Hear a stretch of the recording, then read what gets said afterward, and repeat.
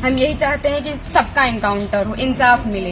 इस सरकार में हम अभी तक तो सरकार के खिलाफ कुछ नहीं बोल रहे थे, लेकिन वास्तव में जो हो रहा है बहुत गलत हो रहा है। ये नहीं होना चाहिए, चाहे फिर इसमें विपक्षी पार्टी हो या फिर कोई भी हो, कोई भी नेता हो, जो करवा रहा है बहुत गलत करवा रहा है।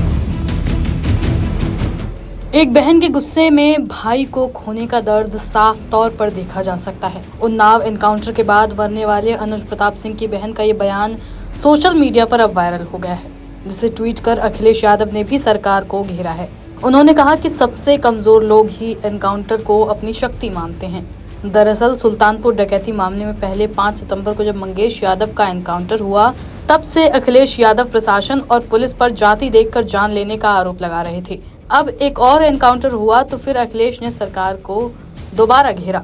अखिलेश ने अनुज की बहन का ये बयान रीट्वीट करते हुए लिखा, शोक में डूबी एक बहन के आंसू जो शब्द बनकर सबको झकझोर रहे हैं, लेकिन हृदय विहीन असंवेदनशील लोगों के लिए इनका कोई महत्व नहीं। अब आप अनुज की बहन का वो बयान भी सुन लीजिए जिसे अखिलेश ने ट्वीट किया था। जो कानून ने किया उनको ऐसा नहीं करना चाहिए। अगर वो मिल गए थे, झूठी दिखा रहे हैं कि फायरिंग हुई, मुठभेड़ हुआ, अगर कोई छिप रहा है डर की कि हमारा एनकाउंटर ना हो जाए, तो ये झूठा अफवाह क्यों फैला रहे हैं कि फायरिंग हुई, मुठभेड़ हुआ? कुछ नहीं हुआ। उसमें फिर पुलिस को भी मरना चाहिए था ना, पुलिस का एनकाउंटर क्यों नहीं हुआ? आखिरी बार कब आए थे आपके भाई? आखिरी बार 3 जून को आए थे, 4 जून को उनका टिकट था, वापस चले गए थे सूरत, वहीं रहते थे। तो क्या एक साजिश तहत आपके भाई की हत्या हुई है? एसटीएफ ने कराया? और इसमें जो विपिन सिंह हैं और जो विनय शुक्ला हैं, वो हमारे घर पे आए थे, 3-4 बार आए थे, और हमारे भाई पढ़ाई करते थे। अभी तक हम ये सब बयान नहीं करना चाहते थे, लेकिन अब हम एकदम सच्चाई बता रहे हैं।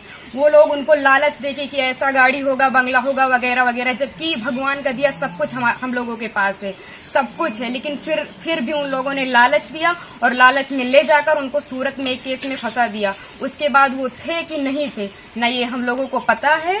ये तो सिर्फ जिन लोगों ने करवाया उनको पता है, विपिन सिंह और विनय शुक्ला को, और या तो भगवान को पता है वो सच था कि झूठ था। अब तो एनकाउंटर कर ही दिए हैं, जीवित तो कर नहीं सकते हमारे भाई को।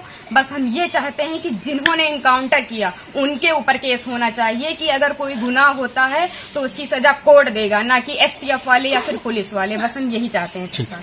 हालांकि इससे पहले अनुज प्रताप सिंह के पिता ने अमेठी में अपने घर पर मीडिया से बात करते हुए एनकाउंटर को लेकर अखिलेश यादव पर बड़ी प्रतिक्रिया दी थी। अनुज के पिता धर्मराज सिंह ने कहा था कि एक ठाकुर के एनकाउंटर से अखिलेश यादव की इच्छा पूर्ति हो गई।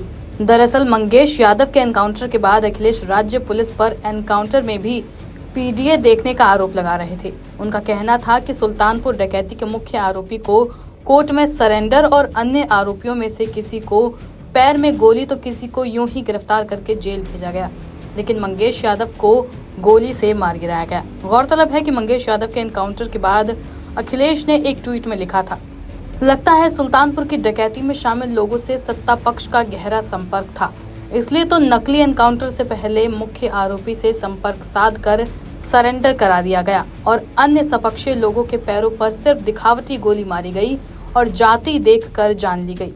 जब मुख्य आरोपी ने सरेंडर कर दिया तो लूट का सारा माल भी पूरा वापस होना चाहिए और सरकार को मुआवजा अलग से देना चाहिए, क्योंकि ऐसी घटनाओं का जो मानसिक आघात होता है उससे उबरने में बहुत समय लगता है, जिससे व्यापार की हानि होती है, जिसकी क्षतिपूर्ति सरकार करे।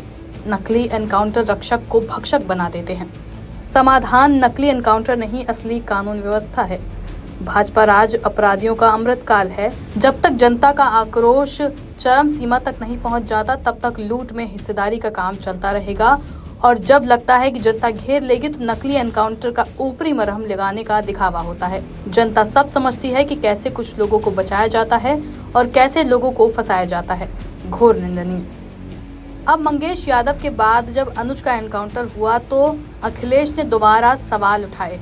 उन्होंने कहा कि सबसे कमजोर लोग एनकाउंटर को अपनी शक्ति मानते हैं। किसी का भी फर्जी एनकाउंटर नाइंसाफी है। हिंसा और रक्त से उत्तर प्रदेश की छवि को धूमिल करना और उत्तर प्रदेश के भविष्य के विरुद्ध एक बड़ा षड्यंत्र है। आज के सत्ताधारी जानते हैं कि वो भविष्य में फिर कभी वापस नहीं चुने जाएंगे, इसलिए तो जाते जाते उत्तर प्रदेश में ऐसे हालात पैदा कर देना चाहते हैं कि उत्तर प्रदेश में कोई प्रवेश और निवेश ना करे। उत्तर प्रदेश की जागरूक जनता ने जिस तरह लोकसभा चुनाव में भाजपा को हराया है, भाजपाई उसी का बदला ले रहे हैं। जिनका खुद का कोई भविष्य नहीं होता वही भविष्य बिगाड़ते हैं।